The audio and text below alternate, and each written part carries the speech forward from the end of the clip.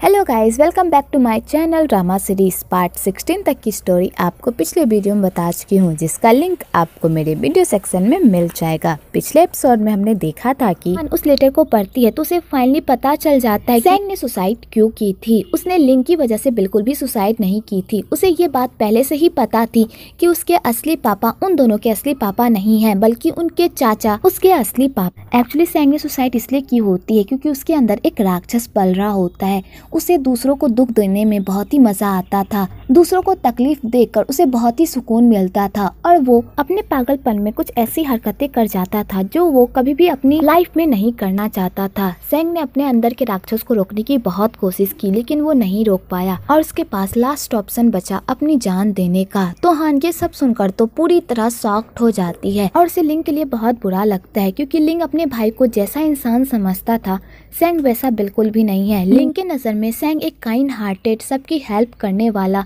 एक अच्छा बंदा था, लेकिन लिंग को क्या पता सैंग उन सब के बिल्कुल अपोजिट था। उसे दूसरों को दुख देना, दूसरों की जान लेना और ढेर सारी पागलपंती करने में ही मजा आता था। सैंग बिल्कुल तंग दाव की तरह था जो दूसरों को मारने में बिलीव करता था और दूसरों को मारकर एंजॉय करता था। दूसरी तरफ लिंग को भी नींद नहीं आ रही होती है तो वो अपनी मॉम के कमरे में जाता है। वहाँ पर उसे बहुत ही डरावनी सी फीलिंग आती है, तो लिंग ये सब देखकर पूरी तरह डर जाता है कि तभी उसे पास्ट की बातें याद आने लगती है, जहाँ पर उसकी मॉम उन दोनों से बहुत प्यार करती थी, लेकिन उन दोनों को मारने की कोशिश भी की थी। तो समझ में नहीं आता आखिरकार उसकी मॉम किस टाइप की थी।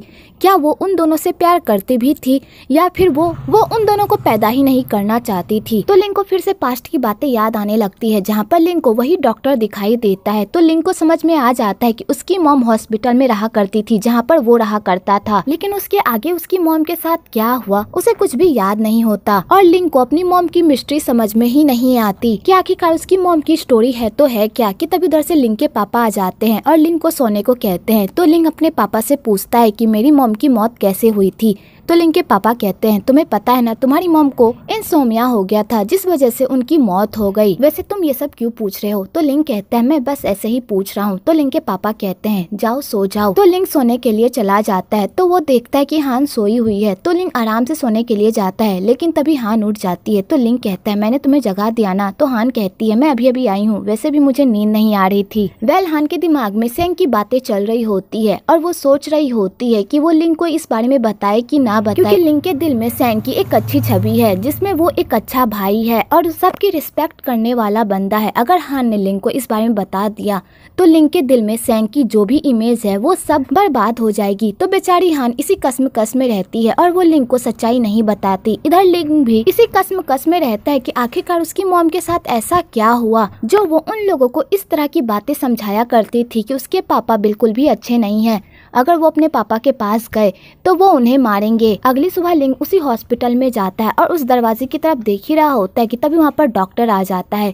तो लिंग डॉक्टर से साफ साफ पूछ देता है कि आखिरकार उसकी मॉम को क्या हुआ था, क्योंकि मुझे पास्ट की थोड़ी मोड़ी बातें याद है कि मेरी मॉम इसी हॉस्पिटल में इलाज करवाया करती थी और आप खुद मेरी मॉम का इलाज करते थे, तो इसलिए प्लीज बताइए मेरी मॉम को क्या हुआ था। तो डॉक्टर बात को छुपाने की बहुत कोशिश करता है, पर लिंग उसकी बातें पकड़ लेता है और कहता है मुझे पता है कि आप मुझसे कुछ छुपा रहे हैं, मैं चाहता हूँ कि प्लीज मुझे सच्चाई बता दीजिए। अब मैं बड़ा हो चुका हूँ, अब मैं समझूंगा।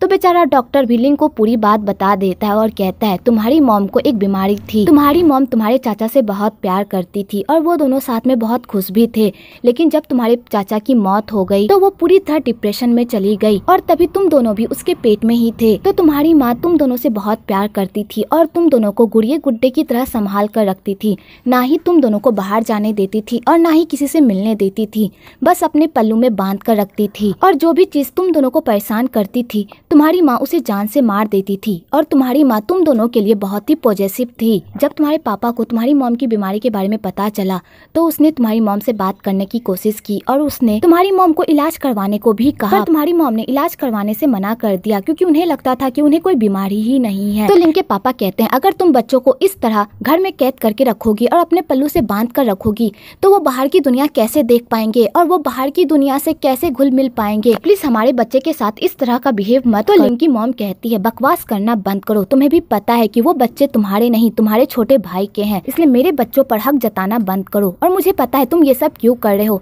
तुम मुझसे बदला लेने के लिए ये सब कर रहे हो ना, क्योंकि मैंने तुमसे शादी की, लेकिन प्यार मैंने तुम्हारे छोटे भाई से की। इसी बात का बदला ले रहे हो ना, मुझे मेरे बच्चों से दूर करके।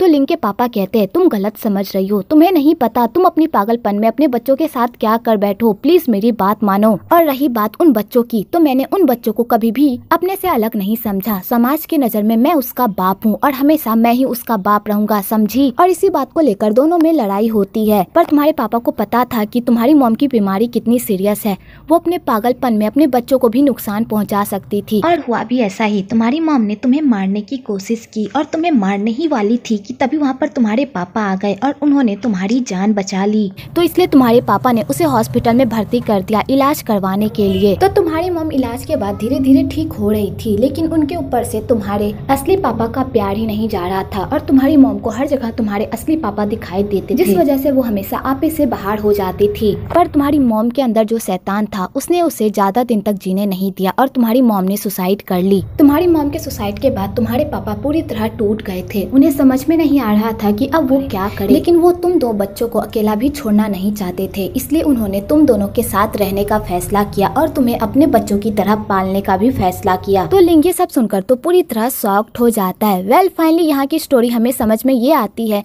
कि लिंग की मॉम जिस लड़के से प्यार करती थी वो भी लिंग की ही तरह एक रेसर था और उसकी मौत भी रेसिंग की ही वजह से हुई थी। इसलिए लिंग के पापा लिंग के लिए बहुत ही वरीड रहते हैं कि अगर उसने रेसिंग की तो वो अपने भाई की तरह अपने बेटे को भी खो देंगे। पर लिंग इस बात को समझता ही नहीं। वेल यहाँ पर तो एक बात क्लियर हो गई, लिंग बिल्कुल अपने पापा की तरह बना। उसके पापा भी एक रेसर थे और लिंग भी एक रेसर था। और सेंग बिल्कुल अपनी मॉम की तरह बना।